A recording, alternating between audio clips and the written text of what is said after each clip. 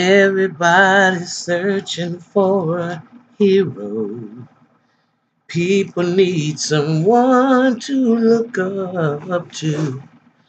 I never found anyone who fulfilled my needs. A lonely place to be.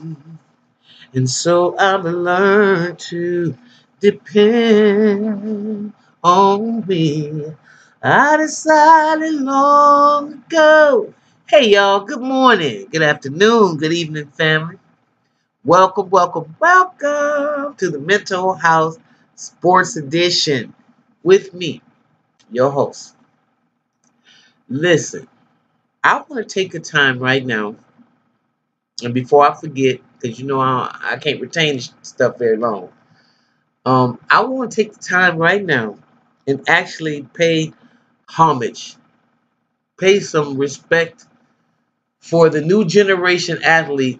I'm going to have to uh, pay my respects. I didn't always feel like this, so I stand to be corrected. You know, I'm the kind of person that if I make a mistake, I have no problem coming back humbly and apologizing and correcting, especially when I see the error of my ways. So that's not a problem. Once you get my age, you feel good in rectifying and trying to get clarification in a situation. It's not about ego. Um, but what I wanted to do is I really want to pay homage to LeBron James, and I know a lot of people was like, what? Yeah, because it's not like I'm the biggest LeBron James fan. At least I wasn't when he came in. When he came into the league, I was very impressed because I watched him in high school, and like I said, I was very impressed, and I knew he would be an awesome professional. But what I'm more impressed with LeBron is how he's carried himself, and for that, I need to respect him. I need to pay homage to him, and I need to let him know that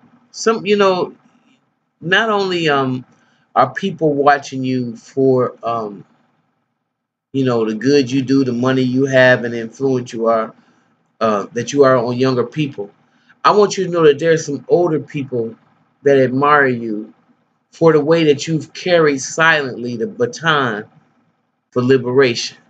You may not see it that way.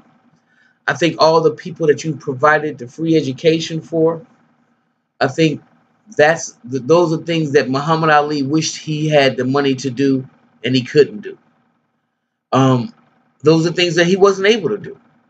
He was never able to start a foundation and do the things that you've done and actually be a philanthropist the way you are. I respect you for that. I also respect you for early in your career. I thought you could have came out and said more. Early in your career, I was wondering, since they put so much pressure on you, why you didn't say more. But as I look in hindsight, as I look at your plan and how you've been real meticulous in how you've handled your career, then I'm more apt to think that you waited to the twilight of your career to get as loose as you would like to get. And you can be a little bit more revealing about the man that you are. And I think that the game of basketball has provided you with a great platform to do that. And I think that now that you're getting older and you see more game behind you than you do in front of you, I think like any of us in that position, you would tend to be more honest about how you feel. And I want to thank you for that because you have young sons growing up who, as long as you in that Bath Township or as long as you in Brentwood, they're going to be safe. But the minute they venture out or the minute they may go for an ice cream cone or the minute that somebody feels that your boys don't deserve to be there with their kids, then you're going to have a problem. But I think that you're man enough to accept the challenge. So I want to thank you. I want to thank you because a lot of people say your mother has disgraced you and things of that nature. I've heard all kinds of things that I don't think is real positive. But I would like to say, just as they blame your mother for not being what is as upright, I should say, as upstanding, I want to commend her for sticking by you.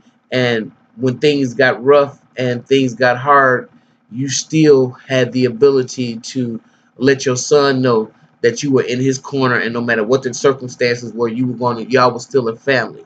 I appreciate you for that, because he turned out to be a pretty good young man, and that doesn't happen in a vacuum, nor does that happen by chance. He had to have good genes, and he had to have somebody that, in spite of their circumstances, try to put his head on right. So I thank you for that. And for the black community, we should honor LeBron, because I don't think it's an athlete that I've seen. I grew up in the era of Muhammad Ali, so you know I'm up to a high standard. But I haven't seen not one athlete that I would be proud to. Maybe Carmelo Anthony, um, and Chris Paul, Dwayne Wade. I think those guys are a little bit more vocal than the rest of the players in the NBA. And I think it's sad how once you're in a capitalist society and the enemy knows exactly what the weakness is, they can give you that for you to shut up. And it depends on, where you stand and where you are in your career is going to be just about how much you're going to listen to that. Okay? So, with that being said, again, I just wanted to honor LeBron for being a great family man, for never being in trouble, never embarrassing himself, his family, uh, with his conduct. I appreciate him for not having a bunch of babies scattered around the NBA so they can say baby mama number 8 and baby number 9 and do a real Sean Kemp expose. No disrespect to you, Sean Kemp. I loved your game, but you could have kept it in your pants a little bit, because I'm sure that's what killed you. But with that being said, again, congratulations, LeBron James from Akron, Ohio. Established, what he say? In what did he say? He established in what? I think he said 1985 or 1987. Whichever one it is, good for you. Thank you, Bronny. If you like what you hear, please like, subscribe, and share. And I'll see you next time in the mental house. Bye-bye.